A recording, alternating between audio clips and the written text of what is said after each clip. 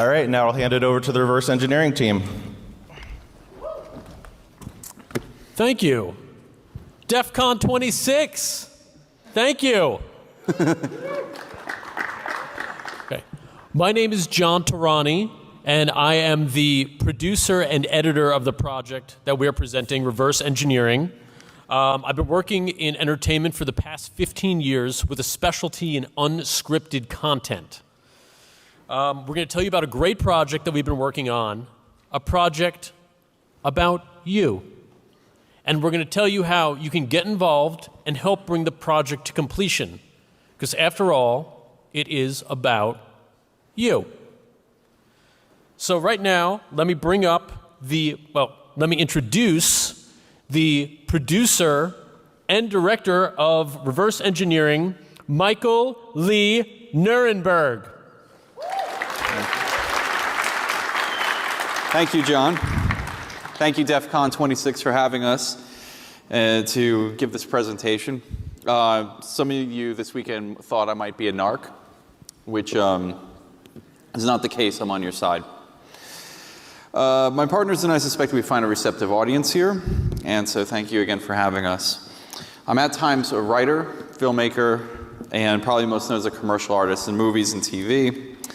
I directed a documentary on Hustler magazine that came out 4 years ago because my dad was art director in the 70s and 80s. So if you're interested in watching, it's easy to find.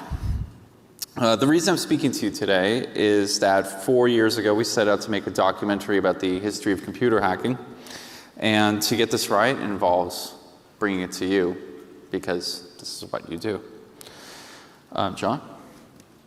Okay, I'd also like to introduce another producer. You might know him as Bill from Arnock, Dave Buchwald. Hey.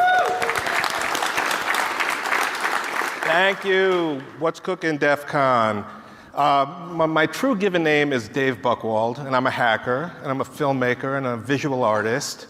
And dog willing, on the 13th, I'm going to be 23 years sober. This was movie magic, water. Okay. Well,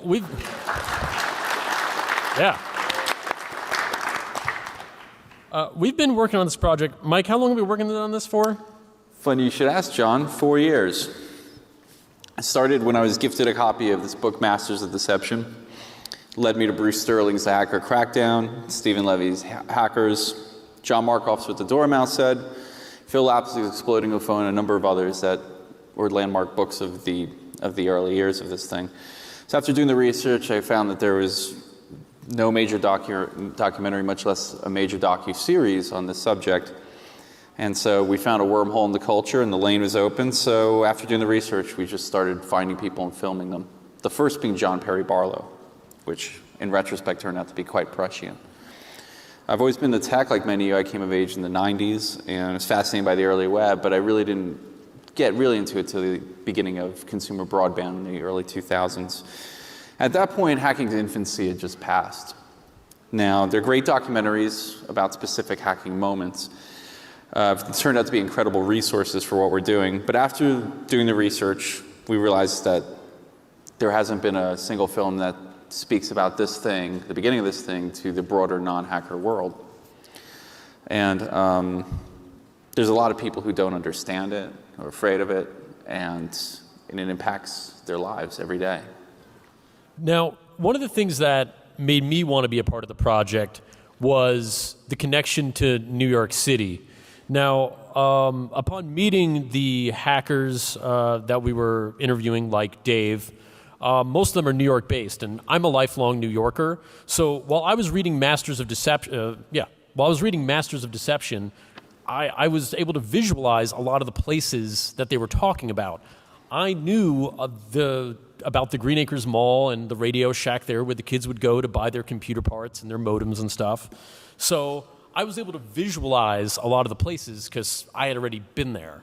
And upon meeting Dave and the other people that from MOD and Masters of Deception, Legion of Doom, I was able to really identify with them just because I felt that I was like them and I would have been friends with them in school. So bringing Dave on as a producer, for me, was a no-brainer. And would have been hard to be friends with me in school because I wasn't in school that often. I was behind my computer most of the time. And I'm here because in 1983, 1984, I got an Apple IIe, and a little bit later, a blazing fast AppleCat modem. And I very soon after that discovered text files and Tap magazine, BBS's, later 2600 magazine, and I was the lead singer of a group called Legion of Doom until I was busted by the Secret Service in the summer of '87. And I got my first taste of working in the film industry as a hacking consultant on a movie, Hackers, which is not a documentary. Many of you have probably seen this wonderful piece. In the 90s, I was working as a computer security consultant with my old hacking buddy Fiber Optic until the dot-com bubble burst. And I got sick of making money anyway, so I decided to become a film editor. And I've always observed that the more you know about any given subject, the more kind of media distortion there is, and the public perception gets so skewed. And working on this film is kind of my way of giving back to the hacker community and really, presenting, not just for a new generation of hackers, but for general audiences, a kind of true depiction of what went on and what brought us to where we are now in an entertaining and non-didactic way. So along with my two partners from the Hustler movie, John Tarani and Flynn Hunhausen, who couldn't be here tonight, we met Dave while tracking down members of the early 90s, late 80s group Legion of Doom.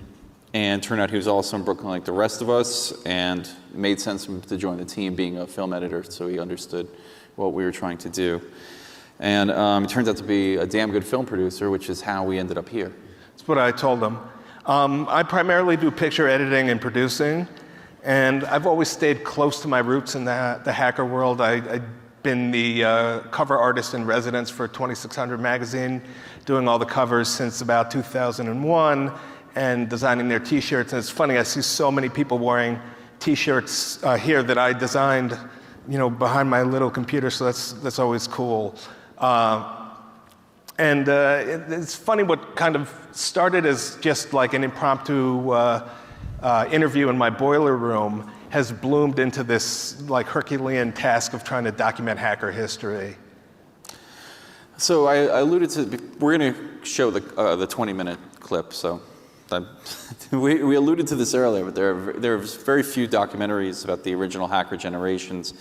Currently, there's a great many of them being made about contemporary hacking because it's much more sexy to film, but it's easier to do. The existing documentaries, they are basic cable or homemade YouTube documentaries designed for other hackers, more or less. Some of them have been quite good. My personal favorite is Annalisa Savage's Unauthorized Access, because it was the first, and it captured these guys in the moment before the law closed in on them. There's also Emmanuel Goldstein's Freedom Downtime, which is about Kevin Mitnick and his case, and Jason Scott's ambitious 8-part documentary series on BBS boards. So we're doing something different so we can entertain, like I mentioned earlier, the non-hacker community, and pandering to the old school media sort of bullshit scare tactics by talking to people who are actually there. So John, you set up the scene? Sure. Right now we're going to show you guys a chunk of the movie. Now, all three of us had our hands in making this, and please remember it is a work in progress. Right. It's important to note that none of the music has been cleared because it's only temped in. You clear when you have the lawyers, you do the last step because it costs so much money. The sound and the color isn't mixed yet for the same reason. And we feel at this stage it's only right that we share it with the hacker community so we can get your input, see what else we could do with it, because it's big. It's going to be 3 parts.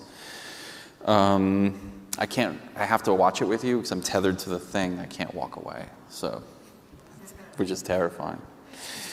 Yeah, John? Yeah, well, no one's going to walk out because it's edited really well, whoever edited it. So let's show it to you now. Meh, he's all right.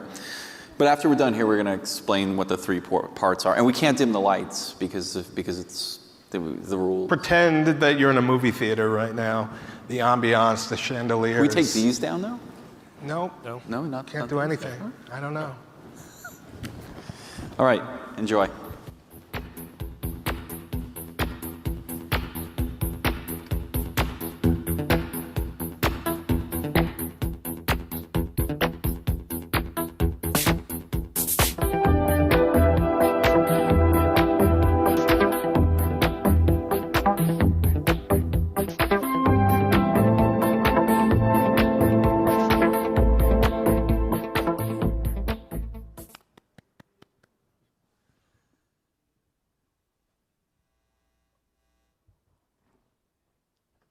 Today, 5 hackers were indicted on federal wire fraud charges, and NBC's Gary Matsumoto found their leader in an unlikely setting.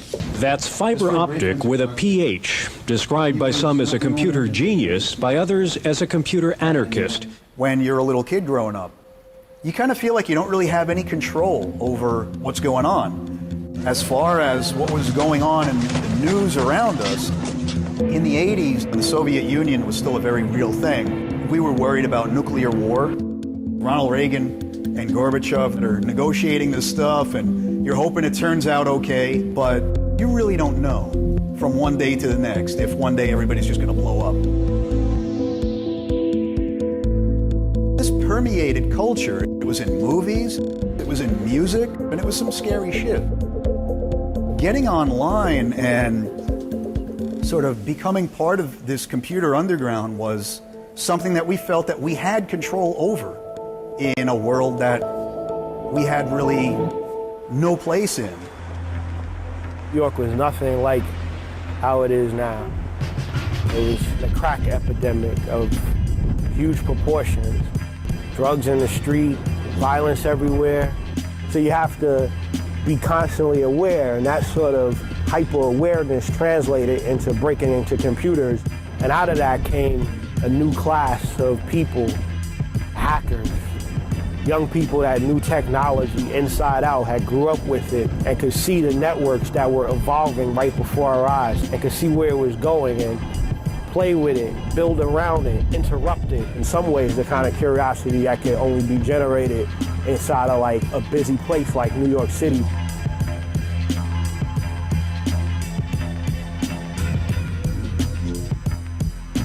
At the very beginning, it was about a shared interest in an illicit world of information. And initially, there were no barriers. This was a world that was free to export, and subterranean and secret and accessible. At that particular time, the internet existed, but you know, most people weren't really on it unless you were at university or worked for one of the various agencies, you know, in the scientific or military. But there was a rise of like these online BBSs and these networks. BBS stands for Bulletin Board System. And this was how people would communicate with other people that also had personal computers. Once a computer is equipped with a modem, it can both send and receive messages to and from any other computer in the world that is also equipped with a similar sort of modem. The first time that I telnetted another machine halfway across the country and realized that I was connected to that computer way over there, it was a religious experience. A friend showed me this, and he said, yeah, I'm calling up these bulletin board systems, and you can do all these things with them. You would call a phone number, put it into a cradle, and then it would answer, and you'd be able to talk to the computer. And then you end up with a bunch of strings of characters and people's names, and I just thought this was insane. I thought this was the greatest thing ever. It was very, very slow. It would take days for messages to arrive sometimes. The kid whose parents had an extra phone line would leave his computer hooked up to the phone all the time so that you could call into that computer, or someone who calls into some other computer far away, and this computer called that one. So it was a completely kind of ad hoc mesh of computers. You don't know where this is, you don't know how it's being done, and at the time that's beyond belief. The first one I got on was called Q-Link, which was the precursor to AOL. And I got on there, and I didn't fit in at all. I'm like, yo, who here likes Biz Markie? And they were like, yo, nobody likes black music. And I was like, oh, man. And it was like, and I got like trolled by like a guy. His name was like NKOTV, like New Kids on the Block. And there's a whole bunch of posts about hacking, and I'm like, holy shit, hacking, breaking into computers sounds kind of cool. The computer underground in the 80s was the age of exploration, and that's in stark contrast to whatever semblance of an underground exists today. It's not about exploration, it's about theft, it's about bank fraud, it's about monetary gain, unfortunately. You're really into computers, huh? Yeah.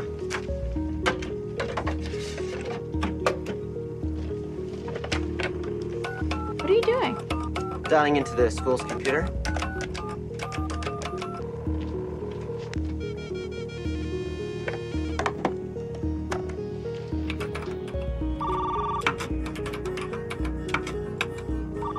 They change the password every couple of weeks, but I know where they write it down.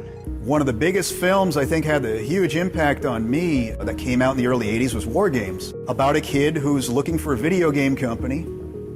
He's a hacker.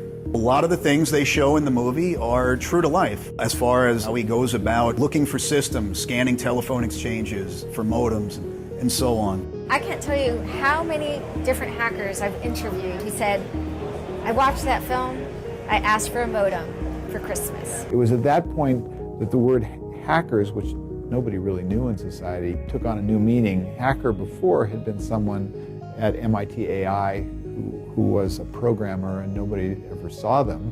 And hacker after the WarGames was a kid, with acne who was about 15 who broke into computers. These bands of teenagers would begin exploring these things, and they would do sometimes fun things, sometimes illicit things. All these bulletin board geeks were,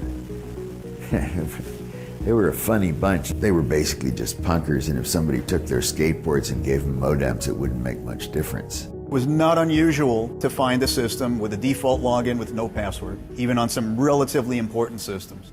And, is this wrong or right? It doesn't really enter your mind. You're really doing it more out of curiosity. I was a phone freak and a hacker. It's like I love telephones. So just a computer itself was too small. I liked networks. And there was no computer network as large as the PSTN, the public switch telephone network. The first modem I got was a family friend was like getting rid of an old 300 baud modem. That was pretty much the beginning of like my road to sort of, being a hacker and to what I do now. There's this big machine. How do you get inside it and take it apart and play with it? And then also, how do you use it to create mischief? Eventually I was able to finagle an AppleCat out of my parents. AppleCat could generate sound effects, so you could actually use it as a blue box and do all kinds of things with it that you couldn't do with an ordinary modem.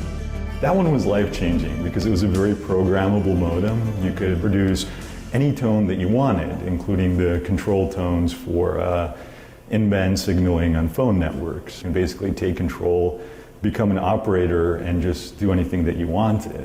It's pretty magical when you're a kid and you suddenly realize, hey, I can control the phone system. Growing up in San Antonio, Texas, there really weren't any other hackers there. The big scene in the early 80s was primarily centered around New York, New Jersey. And so that's where I ended up gravitating, and that's where I ended up meeting a bunch of like-minded people. There began to appear hacker groups, which were loose affiliations of kids, typically that never met each other. They didn't know each other's identity or any of that.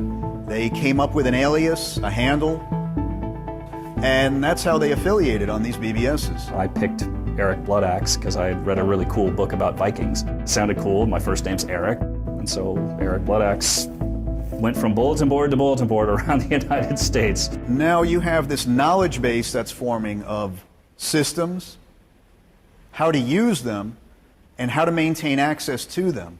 It was those early BBSs that turned into what we referred to as the elite BBSs. 13 of us will form the most powerful and sinister group the world has ever seen. from now on will be known as the Legion of Doom. Legion of Doom was a supergroup of hackers who were, let's say, at the very top of the game. I read about the Legion of Doom, and I said, like, fuck it, if these guys can do that, I can do that. And I basically went out and became the head of the Legion of Doom. And it was like a popularity contest. I had this kind of overview of the inner workings of AT&T better than maybe any one single employee. I would get off on being able to listen in on a phone call or prank pulling, like, you know, you turn somebody's phone into a payphone. Somebody picks up the phone, dials the phone to make a phone call, and they get a recording telling them to deposit a quarter. Or taking a payphone and turning it into a home phone. That was what would help you gain popularity. If somebody hacked you, you try to figure out a way how to hack them back. It was sort of a pranksterism. Now, we broke into a ton of shit. I mean, I broke into companies that, you would just be like shocked at like the level of data that's stored. There's a very, very strong ethos among hacker underground communities to keep quiet. If you're calling attention to yourself through these kind of audacious hacks and groups, guess who's going to come knocking? It was really hard to get in trouble unless you were just doing something really wrong or really misguided, that you were drawing unnecessary attention to yourself. People considered Legion of Doom to be sort of at the pinnacle of the computer underground. That didn't just end at the edge of the computer bulletin boards. People within the regional Bell operating companies knew who Legion of Doom was. People within the FBI and the Secret Service knew who the Legion of Doom was. People in, corporate security for credit bureaus knew who Legion of Doom was. Law enforcement didn't really know how to deal with it, I think, at the time, because it was so new. There were laws going back to the 30s from telecommunications like wire fraud, the Wire Fraud Act, which could be considered most anything. There was I think it was around 1986, the Computer Fraud and Abuse Act, which was largely untested. It certainly was never tested on anyone in the mid-'80s. By the late 80s and early 90s, it was the thing that they were using to prosecute the lot of us. But they were really just trying to make a lot of noise to show the public and the government that they were doing something about the problem. It's a threat to big business. It's some kind of threat to infrastructure, and this is how to stop it, by kicking in doors and seizing computers. They weren't that tech savvy, the Secret Service in those days. It seemed more like they just wanted to shut it down and make everyone stop doing what they were doing. So they came to my house in a UPS truck, and an assistant district attorney rang my doorbell and said he was from UPS, and he asked my dad to sign the clipboard. Dad signed the clipboard. He says, "Where's the package?" And he goes, "Bring in the package." The back of the van rolls up, and guys with sledgehammers, and there were guys with guns drawn, come out of the back of this UPS van, taking computers and taking notebooks. They weren't trying to put anybody in jail. They were just basically trying to scare people into stopping. There was one guy I knew that said that when the FBI came to his parents' house to arrest him, they took all of his computers, but left all these very important computer security books that had tons of information because they didn't actually know what they were. There was a kid, I think he was in Indiana. He got arrested for some kind of calling card fraud. They saw he was all involved in computers, and they said, "You're a computer hacker. Are you in Legion of Doom?" He goes, "No, but I know some people who are." And that ultimately led to me being raided. Well, I don't think you have to be that smart to know that if you get raided by a 3-letter agency and you never go to jail, you must have sung like a bird. Our top story at 5, a massive offensive by the U.S. Secret Service against illegal computer hackers. Search warrants are going out here in Chicago and a dozen other cities coast to coast in an effort to stop computer fraud that is costing companies and consumers millions of dollars. When law enforcement really started making its presence known, busting into people's homes and seizing their computers, this affected a growing number of people that I knew. There were certain individuals who kind of thumbed their nose at the whole thing and kind of had a more daring attitude at a time when modesty probably would have been a better course of action. It was probably around that time that I had a falling out with a particular LOD member who, by de facto, found himself in charge of the group. Trying to put together one of the Legion of Doom technical journals, I was trying to map out different packet switch networks to identify all the computers that existed on a particular network. I knew fiber optic, had access to information about the internal setup of the X25 network used by 9X, which was the New York telephone company. And I was like, all right, well, can you give me a breakdown of what's on the 9X packet switch network so I can include it in the directory? And he said, yeah, sure, I'll get that to you. And he says, if I give you that, you need to give me this other thing. I'm like, well, that's not mine to give. So then later on, Mark calls this other friend of ours, a guy named Bob, and he says, hey, Bob, Chris told me to call you and get the login for this system. He didn't have it handy, and I need it now because I'm trying to work on this thing, and he needs something from me. So if you just give me the login to this machine. So Mark got the account, ended up getting that account locked out. So now we lost our access to that system. So I found out about this later on, and I called everybody else in Legion of Doom, and I said, we need to kick this guy out. So he hooked up with a bunch of his friends in New York and started another group called Masters of Deception. LOD was falling apart.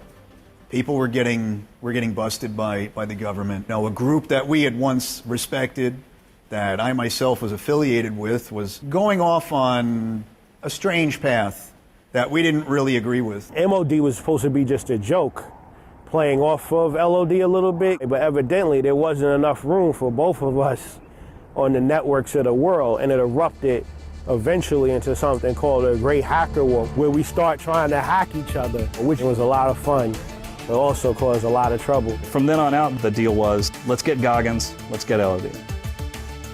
Great Hacker War was basically a disagreement between guys that I knew and one of the members of LOD who, let's just say, we thought was engaging in some questionable behavior as far as potentially turning in other hackers. It wasn't really considered a war until the media turned this into a gang war in cyberspace, especially in the 80s. Gang violence was common.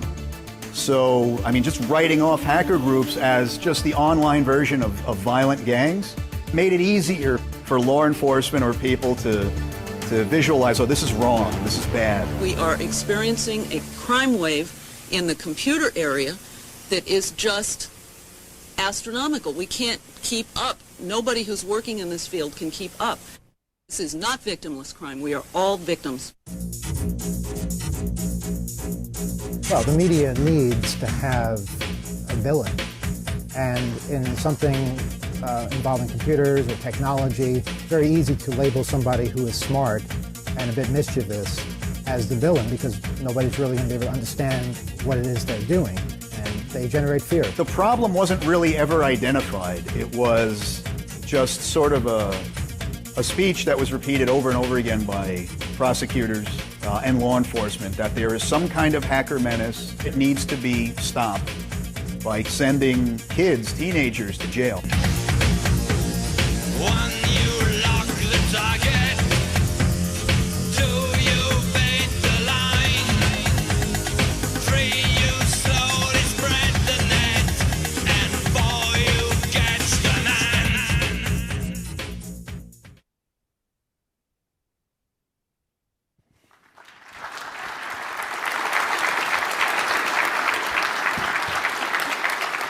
And for you catch the man. I hope we caught you. Seems about the same amount of people, I think. That was better than I thought it would be. Yeah. You know? Yeah, so who wouldn't want to be a part of that? Okay. So, yeah. Where am I? Well, again, I'm glad that some of you stayed and interested enough to hear us out. We're doing the series in 3 parts because it's so big and we can't compress into the old 90-minute documentary format. So part one is about the origin story of computer hacking. Several concurrent trends were evolving to create the conditions that led to the personal computer. In this section, we meet the first generation of phone freaks, the corporations that created the personal computer, and the first hackers emerged from MIT and Stanford. The government developed the ARPANET. All these unique conditions were just right to develop the personal computer. John? Now, for those of us who were born after 1990, Dave, can you explain what phone freaking is? Yeah, we talked about a little bit in the clip we showed. The phone network was the largest, vast, wide-ranging network in the world. And back then, I try to tell this to my kids now, phones didn't have cameras or apps or touch screens. And Ma Bell was a cheap mother, but you could pick up your phone, you could make a couple of tones and be connected to anyone, anywhere in the world, make a bell ring in somebody's house at 3 in the morning on the other side of the world. And the hacker spirit was there, and I knew there was a lot going on beneath the surface. And the trick was finding out about it. And there wasn't Google, and there weren't BBSs that you could log on to, but there were technical journals and internal manuals and reverse engineering that the early groups of freaks learned to figure out this network from the inside out. And part of the beauty of a lot of these early networks is security was an afterthought, if it was there at all. And it was kind of uncharted territory back then. And I remember an old phone freak friend of mine told me, and this is back when I was a little kid, that you used to be able to they discovered you call into the White House and you get the switchboard operator and you politely get them to get off the phone with you, and you just sit there and you're on like an empty line, there's no sound at all, and then a minute later you hear a click, and the next inbound call coming into the president is connected to you. So as many of you know, hacking meant something different at first, and why this is very obvious to DEF CON attendees, it's not broadly known. And I mentioned a great many books on the origins of computer phone hacking. There's a pranksterism that wasn't yet malicious. But aside from freaking, there was a moment where big university computers were being installed in universities. As I mentioned earlier, much of the hacking movement can be traced back to 1960s MIT and Stanford's AI lab. The grad students in electrical engineering became interested in these machines, which at the time they hacked to test the boundaries, which is where we get the term from. They never would have predicted all of the things you were doing. Now, much like the title reverse engineering suggests, we kind of have to work backwards as filmmakers. So we're always asking who came before them and who came before them. Right. The lore of Steve Jobs and Steve Wozniak creating Apple is a story we all know, but the culture that they emerged from is far undervalued in what is, for our purposes, what we're interested in exploring. So part two is about the personal computer and the individual. Like the last section, several concurrent trends emerge at the same time. Electrical engineering students get jobs at places like Intel, Xerox PARC, IBM, Hewlett-Packard. The Homebrew Computer Club and the People's Computer Company start up, and computer hobbyists get together after hours to exchange information. Freakers too become interested. There's a race to invent the personal computer. This is well known. Bay Area's rock culture, psychedelic drugs, self-help gurus, and hippie scenes emerge with the nascent Silicon Valley. Dave? And the third part of the series, where you saw an excerpt from, we were thinking of as, the WarGames and post-WarGames generation.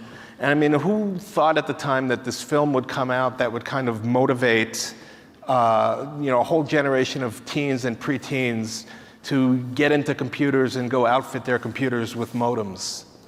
Right, in part three, we concentrate on the kids who grew up with the modem and how that changed the world, as you saw in the clip.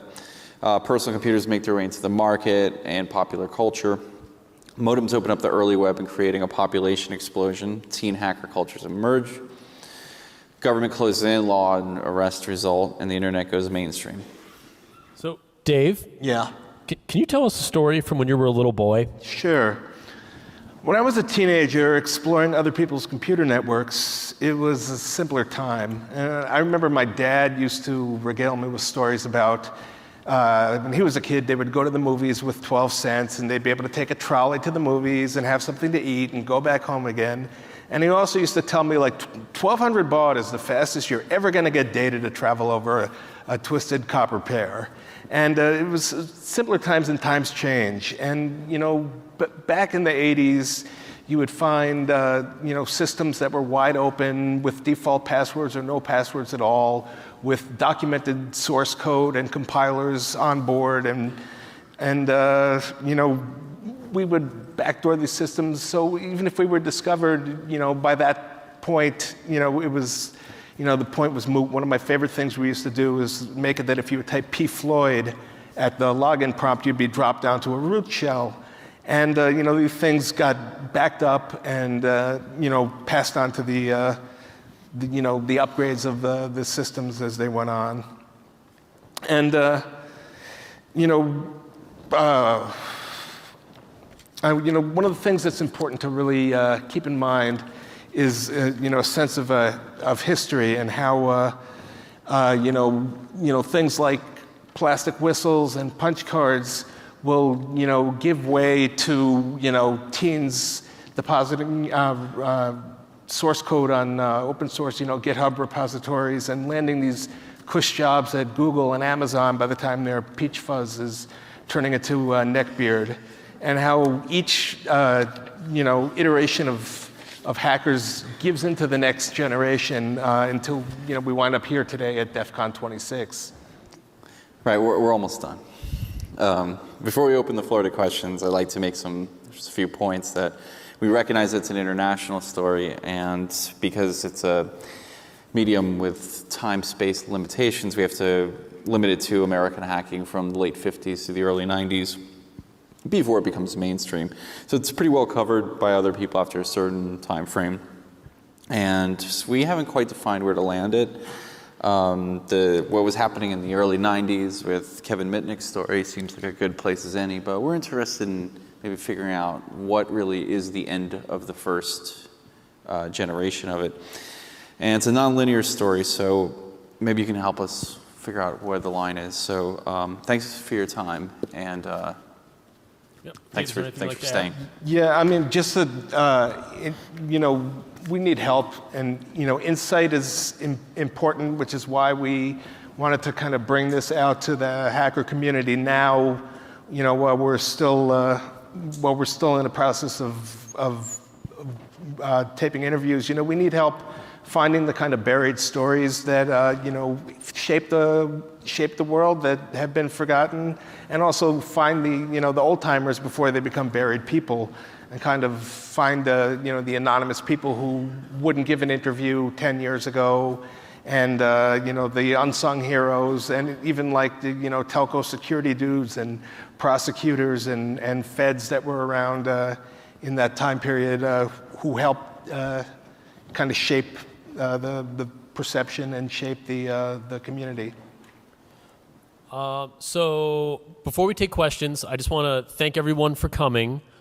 We've got stickers on the table outside. Everybody grab a sticker on your way out. Most importantly, I need to clarify this presentation. Okay, although we are still looking for investment partners, this presentation was not about that. Okay, that's not what this presentation was for. That's what the bar is for. Okay, so we're going to be here all weekend. Please come find us. So we'll also be at Snackus Maximus. And we saw the Snackus Maximus, so we're gonna hit that too. So at one of and the pool party. Either pool party. karaoke. This karaoke tonight will be at that. We will now open the floor to questions. Oh, great! There's no questions. You, sir, glasses.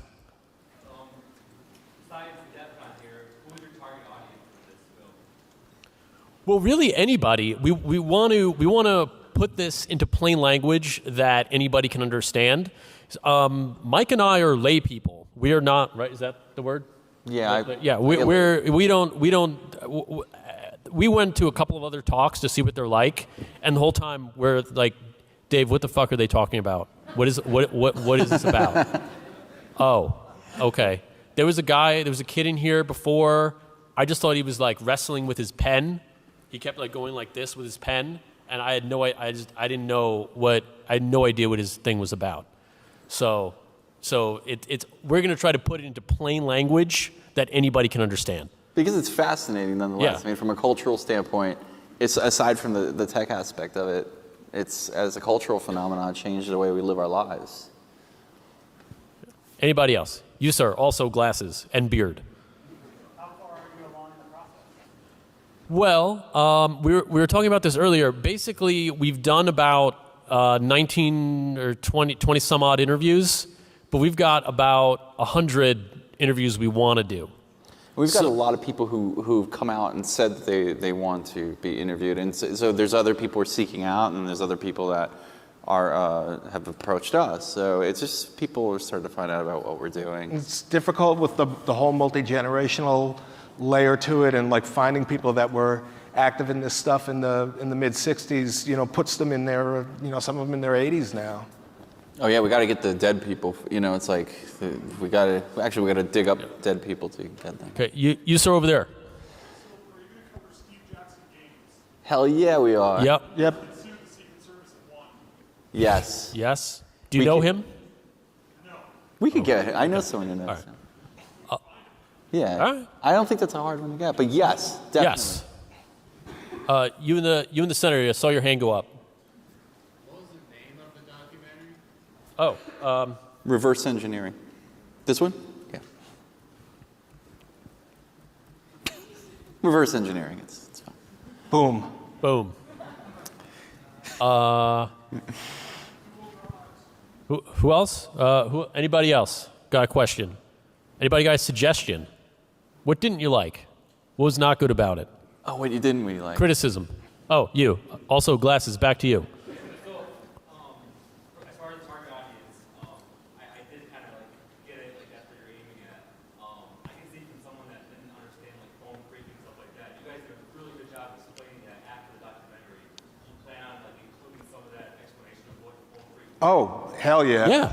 The thing which is difficult about playing such a small, each of the parts that we talked about is going to be if we're doing it as feature length, it's going to be running approximately an hour to an hour and a half, and go in, kind of drill down with that detail on the different eras and the different things. And what we showed is not to be construed as a picture of what there was. It's just it's a scene from a section, not the entire section per se. Which is why we want to do it in 3 parts, because it's a massive story. I mean, it's not as simple as like we were talking about the old documentary format, which was 90 minutes. Like the Hustler movie that him and I did, when that came out, we were only able to get a major distributor because it was 90 minutes, because it was the package.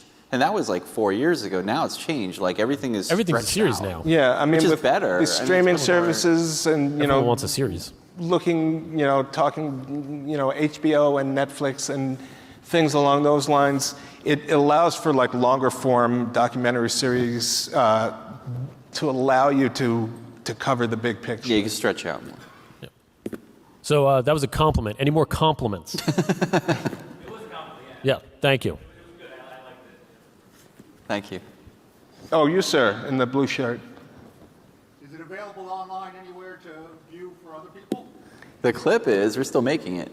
Yeah, I want to talk to you, Tuck. I know about you. The sample scene that we showed is on our website, and there's also a short sales reel. It's like a 2-minute sizzle is the industry term. We'll take which I hate. But there's a short sizzle reel, and as well as the sample scene. Okay. Oh.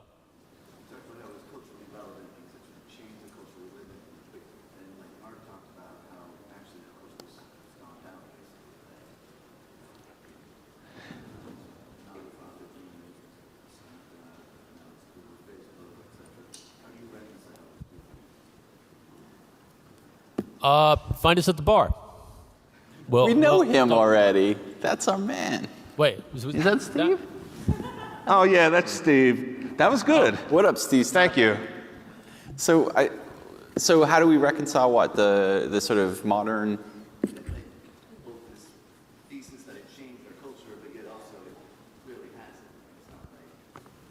Well, no, it turned out somewhat dystopian. Right. It started out with all this utopian promise, especially you look at the stuff from the 60s at the dawn of the, where like the psychedelic Bay Area and it all kind of comes together under this utopian shell. It did change everything. It may not be the way that the computer culture had wanted it to be. I think some of the utopia is a kind of a carrot on a stick. It's like always, as new technologies emerge, it's always like, oh, but networking is going to save us, and the Internet of Things is going to save us, and it's always something to strive for. And some of it is still quite utopian. Some of it, it's not all terrible. Some of it's terrible. You look at election hacking. But... All right, I saw we got three. All right, you first. All right. Have you considered going past volume 3 and covering like modern day? We'd love to. Yeah, it's just sure. hard enough finding the money for the original part, But yeah, we'd love to. I mean, I'd love to do 12 parts. We're super ambitious. Yeah, there's no shortage of source material. Part of the thing, kind of, in the filmmaking standpoint, is like we want to have as much first-hand and first-party account as we possibly can of first-person interviews. And with the time frame that's going on, we're on the far end of the curve now.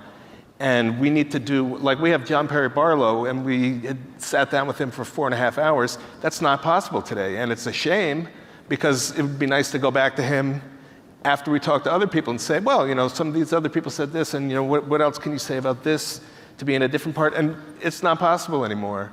So, it's, especially when you're documenting the past, that has to be given priority because it's fleeting, unfortunately. One more point on this is the last documentary I made with him, that the one on Hustler magazine. There's 5 people in it who are dead, which the clock is always running. One of them even went to the electric chair. Well, lethal injection. Oh, but anyway, guy from were you at Mohawk Con? Yeah. Did you win? I think we're being given the time signal. Oh, sorry, I didn't see time it. signal. 1 minute. Okay, Mohawk, your last question. A little bit off topic, but what did you think about working as an advisor on hackers at the time? What did I think at the time? It was pretty funny. I mean, it was right after this Esquire article about hackers had come out, and Michelle Pfeiffer on the cover of the issue, and it was Raphael, who wrote the screenplay, came to a lot of the 2600 meetings and knew a lot of kind of local New York people and tried to bring them in either personality-wise or handle-wise, and then the whole thing got Hollywooded, and then with a layer of British directing of American events on top of it. It was fun. I mean, I enjoyed it. I like filmmaking, so I enjoyed it on that level. But I mean, it's storytelling, and it's fictional. I expected you all to dress like that. Can we take any more? Or are we? See you later tonight. Yeah. No issue. Okay. Can we take one more, or are we good? Out of time. Okay. All right. Thank you so much, DEF CON everyone. 26. Thank you.